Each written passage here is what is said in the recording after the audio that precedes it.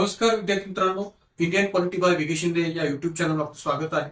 संसदीय विशेषाधिकार आणि त्याशी संबंधित भारतीय संविधानातील तरतुदी असं म्हटल्यानंतर आपल्याला चटकन आठवलं पाहिजे ते म्हणजे भारतीय संविधानातील कलम 105(2) आणि कलम 194(2).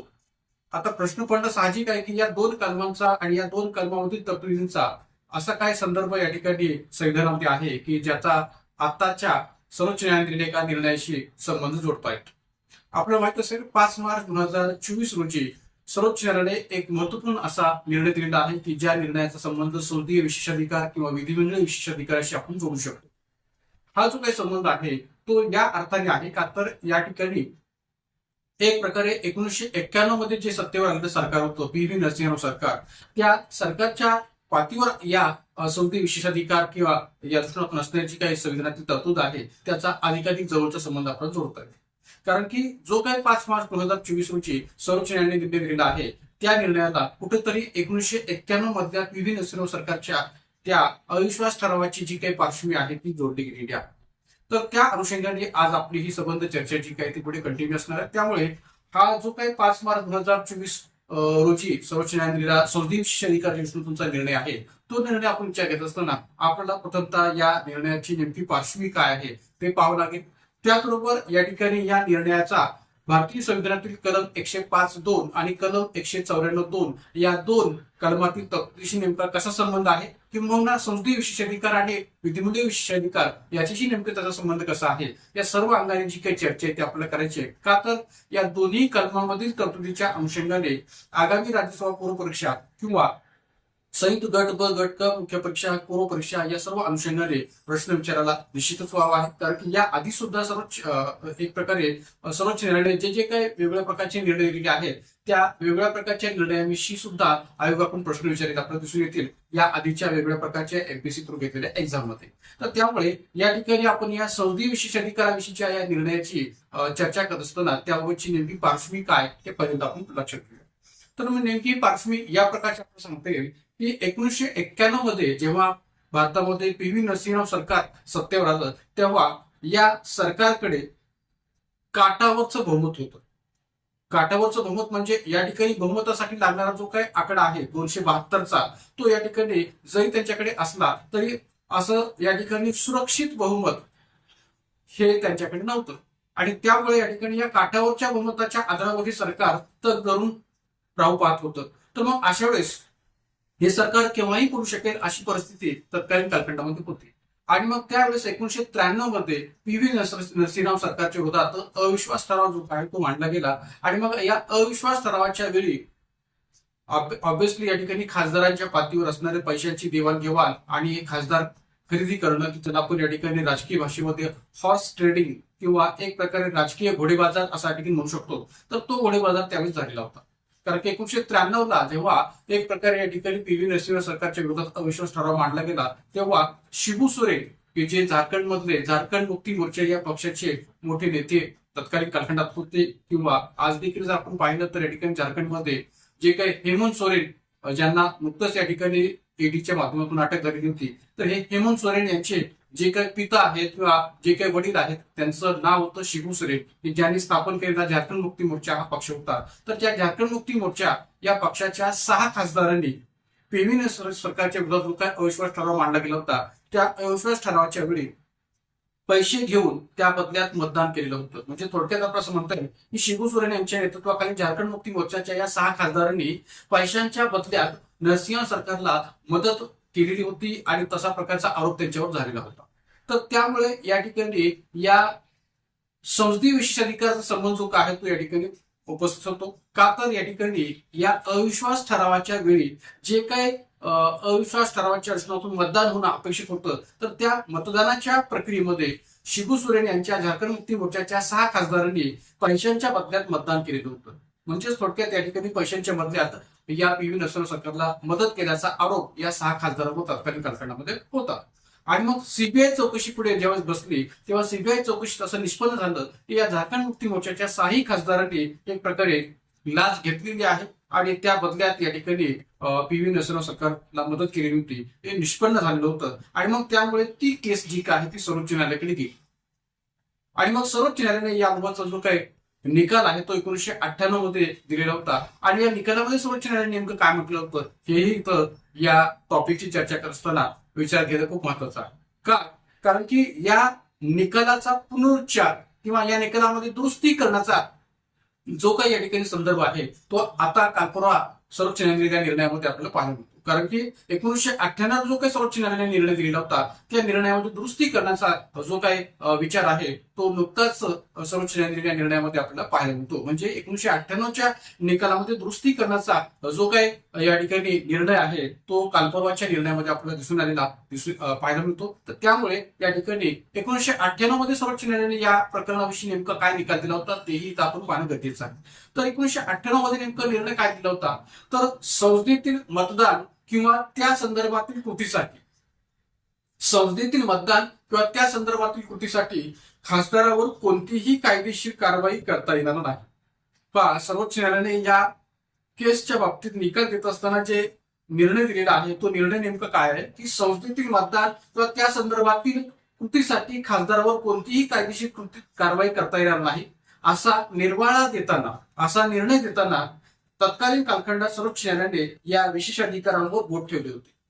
म्हणजे जो काही या ठिकाणी संसदीय खासदारांना विशेषाधिकार आहे आणि मग अशा या विशेषाधिकारांचा त्यांच्याकडून वापर होत असताना मग तो भलेही वापर मतदानाच्या पातळीवर किंवा भाषण करण्याच्या पातळीवर होत असला तरी सुद्धा त्या संदर्भातील कृतीसाठी खासदारावर कोणतीही कायदेशीर कारवाई करता येणार नाही असा निर्वाळा सर्वोच्च न्यायालयाने 1998 मध्ये दिला होता की जो सर्वोच्च न्यायालयाचा निर्णय 5 न्यायाधीशांच्या घटनापीठाने दिलेला निर्णय होता. 1998 मध्ये 5 न्यायाधीशांच्या घटनापीठाने हा निर्णय 3-2 अशा बहुमताने दिला होता. म्हणजे एकंदरीत 3-2 अशा बहुमताने हा निर्णय पुढे आलेला होता असं म्हणायला काही हरकत नाही. तर मित्रांनो, या ठिकाणी या निर्णयातून जे काही पुढे निष्पन्न झालं ते नेमकं काय होतं हाही महत्वाचा भाग आहे. का तर या ठिकाणी पुढे 26 वर्षानंतर म्हणजे तब्बल 26 वर्षानंतर सरन्यायाधीश जे आता आपले सध्याचे सरन्यायाधीश आहेत डॉक्टर धनंजय चंद्रचूड यांच्या नेतृत्वाखालील 7 सदस्यीय खंडपीठाने आधीच्या निकालात दुरुस्ती करून खासदार व आमदारांना दणका दिलेला आहे असं म्हणायला जागा उरते. आता दणका दिलेला आहे असं म्हणायला का जागा उरते कारण की जो काही निर्णय आता सर्वोच्च न्यायालयाने काल परवाच दिलेला आहे 5 मार्च 2024 रोजी, तर तो जो निर्णय आहे तो निर्णय निश्चितच या ठिकाणी खूप चांगला आणि एक विधायक निर्णय म्हणून आपण सांगू शकतो की जो 1998च्या निर्णयाची दुरुस्ती करून दिला गेलेला निर्णय आहे. हा निर्णय नेमका काय आहे ते देखील आपण पाहूया की पैसे घेऊन लाच देणाऱ्याच्या बाजूने मतदान वा भाषण केले नाही तरी खासदार व आमदारांच्या विरोधात कायदेशीर कारवाई केली जाईल. म्हणजे सर्वोच्च न्यायालयाच्या या निर्णयामध्ये या ठिकाणी खंडपीठाने काय म्हटलेलं आहे की पैसे घेऊन लाच देणाऱ्याच्या बाजूने मतदान वा भाषण केले नाही तरी अशा खासदार व आमदारांच्या विरोधात कायदेशीर कारवाई केली जाईल. म्हणजे पहा की किती विरोधाभास या ठिकाणी अगोदरच्या निर्णयामध्ये आणि आता कालपुरात दिलेल्या निर्णयामध्ये पाहायला मिळतो की सर्वोच्च न्यायालय सरळ सरळ असं म्हणत आहे की जरी या ठिकाणी पैसे घेऊन किंवा या ठिकाणी लाच देणाऱ्याच्या बाजूने मतदान व भाषण केले नाही तरी सुद्धा या ठिकाणी खासदार व आमदारांच्या विरोधात कायदेशीर कारवाई केली जाईल. कारण पैसे स्वीकारणे किंवा मदतीच्या बदल्यात पैसे स्वीकारणे किंवा मदतीच्या बदल्यात पैसे स्वीकारणे की ज्याला क्विड प्रो को असंही या ठिकाणी सर्वोच्च न्यायालयाने संबोधलेलं आहे. पैसे स्वीकारणे किंवा मदतीच्या बदल्यात पैसे स्वीकारणे हा भ्रष्टाचाराचाच भाग ठरतो.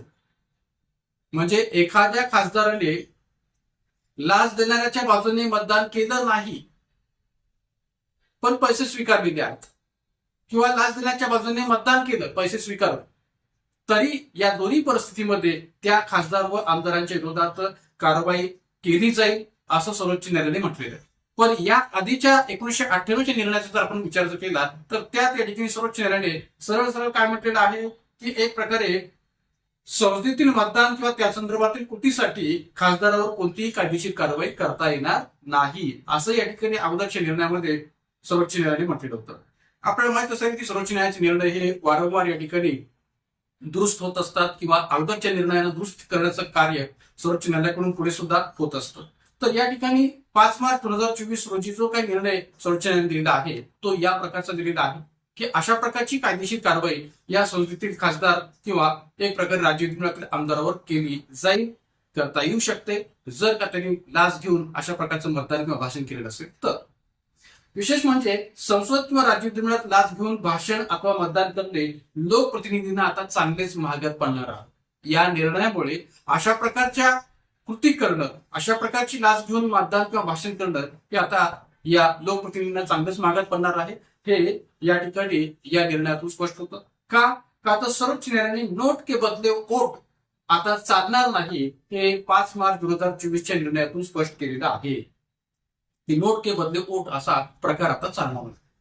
एवढंच नव्हे तर या ठिकाणी सर्वोच्च न्यायालयाने या निर्णयाचा खुलासा करत असताना म्हणजे एकंदरीत या संबंध निर्णयाचा सर्वोच्च न्यायालयाने खुलासा करत असताना या 2 कलमांना अधिकाधिक महत्वपूर्ण असं स्थान दिलेलं आहे भारतीय संविधानाच्या या 2 कलमांना. मग कोणत्या या 2 कलमांना या ठिकाणी सर्वोच्च न्यायालयाने विचार घेतलेला आहे या निर्णयाच्या अंतर्गत? तर ते 2 कलम आहेत ते म्हणजे कलम 105(2) आणि कलम 194(2). या दोन्ही तरतुदींचा आधार घेऊनच या ठिकाणी सर्वोच्च न्यायालयाने हा जो काही निर्णय आहे तो दिलेला आपल्याला दिसून येतो. तर त्यामुळे या ठिकाणी एक गोष्ट लक्षात घ्या मित्रांनो की आपल्याला या दोन्ही कलमातील तरतुदी चांगल्या अर्थाने माहिती असल्या पाहिजेत. का तर याविषयी आयोगाकडून प्रश्न विचारायला निश्चितच वाव आहे.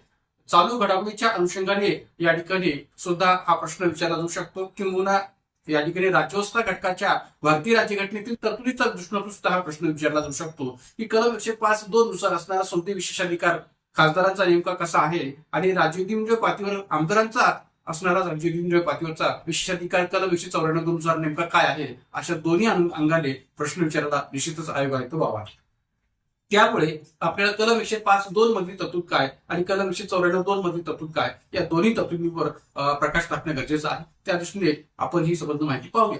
आता पहा कलम 105(2) नुसार काय उल्लेख केलेला आहे संविधानामध्ये? संसदेचा कोणताही सदस्य संसदेत किंवा तिच्या कोणत्याही समितीत त्याने केलेल्या कोणत्याही वक्तव्याच्या किंवा त्याने केलेल्या कोणत्याही मतदानाच्या बाबतीत कोणत्याही न्यायालयात कोणत्याही कार्यवाहीस पात्र होणार नाही. पुन्हा एकदा आपण या ठिकाणी हा संबंध तरतुदीचा भाग जो काय तो नीट लक्षात घेऊया की कलम 105(2) नुसार संसदेचा कोणताही सदस्य संसदेत किंवा तिच्या कोणत्याही समितीत म्हणजे संसदेच्या कोणत्याही समितीत त्याने केलेल्या कोणत्याही वक्तव्याच्या किंवा त्याने केलेल्या कोणत्याही मतदानाच्या बाबतीत कोणत्याही न्यायालयात कोणत्याही कार्यवाहीस पात्र होणार नाही. मग आता प्रश्न असा पडतो की या ठिकाणी न्यायालयाच्या पातळीवर कार्यवाहीस पात्र होणार नाही असा उल्लेख कलम 105(2) मध्ये असताना या सर्वोच्च न्यायालयाने जो काही कालपूर्वा निर्णय दिलेला आहे किंवा 1998 मध्ये सर्वोच्च न्यायालयाने जो काही निर्णय दिला होता त्या अंतर्गत मग त्याचा विचार जो काय तो न्यायालयिक पातळीवर कसा झालेला होता तर त्याचंही उत्तर आपल्याला पुढे या ठिकाणी मिळणार आहे. तेही पुढे आपण पाहूया. पण त्याआधी आपण कलम 194(2) मध्ये सुद्धा तरतूद नेमकी काय आहे राज्य विधिमंडळ पातळीवर त्याचा विचार करूया. जशी कलम 105(2) मध्ये तरतूद आहे तशीच या ठिकाणी कलम 194(2) मध्ये सुद्धा आपल्याला तरतूद आमदारांच्या पातळीवर पाहायला मिळते. ती कशी आहे पहा की राज्य विधिमंडळाचा कोणताही सदस्य विधिमंडळात किंवा त्याच्या कोणत्याही समितीत त्याने केलेल्या कोणत्याही वक्तव्याच्या किंवा त्याने केलेल्या कोणत्याही मतदानाच्या बाबतीत कोणत्याही न्यायालयात कोणत्याही कार्यवाहीस पात्र होणार नाही. म्हणजे एक लक्षात घ्या की ज्या पद्धतीने संसदेतला खासदार हा कोणत्याही न्यायालयात कोणत्याही कार्यवाहीस पात्र होणार नाही तसंच कलम 194(2) नुसार राज्य विधिमंडळातला सुद्धा आमदार कोणत्याही न्यायालयात कोणत्याही कार्यवाहीस पात्र होणार नाही या एकंदरीत तरतुदीचा विचार करता. म्हणजे राज्य विधिमंडळातला कोणताही सदस्य विधिमंडळात किंवा त्याच्या विधिमंडळाच्या कोणत्याही समितीत त्याने केलेल्या कोणत्याही वक्तव्याच्या किंवा कोणत्याही मतदानाच्या बाबतीत कोणत्याही न्यायालयात कोणत्याही कार्यवाहीस पात्र होणार नाही अशी तरतूद कलम 194(2) मध्ये आपल्याला पाहायला मिळते.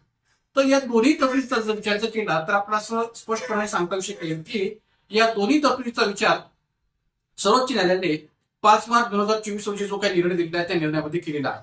कशा पद्धतीने केलेला आहे ते पुढेही आपण पाहू की भलेही या ठिकाणी अशा प्रकारची तरतूद आपल्या भारतीय संविधानामध्ये केली असली की कोणत्याही न्यायालयात कोणत्याही कार्यवाहीस पात्र होणार नाही तो संबंधित खासदार किंवा संबंधित आमदार त्याने केलेल्या संसदेतल्या भाषणाबाबत किंवा मतदानाबाबत विधिमंडळातल्या भाषणाबाबत अथवा मतदानाबाबत. मग जर का या ठिकाणी तो कोणत्याही न्यायालयात कोणत्याही कार्यवाहीस पात्र होणार नाही असं असताना सुद्धा मग या ठिकाणी सर्वोच्च न्यायालयाने 5 मार्च 2024 रोजी हा निर्णय कसा काय दिलेला आहे तर एक लक्षात घ्या याबाबतचा खुलासा या ठिकाणी खूप चांगल्या पद्धतीने सर्वोच्च न्यायालयाने केलेला आपल्याला दिसून येईल. या निर्णयामध्ये कसा केलेला आहे तो पुढे आपण पाहूया की सर्वोच्च न्यायालयाने या ठिकाणी काय म्हटलेलं आहे की या दोन्ही कलमामधील तरतुदीनुसार लाचखोरीला किंवा लाच घेण्यास, या दोन्ही कलमामधील तरतुदीनुसार लाचखोरीला किंवा लाच घेण्यास सूट अथवा मान्यता दिली गेलेली नाहीये.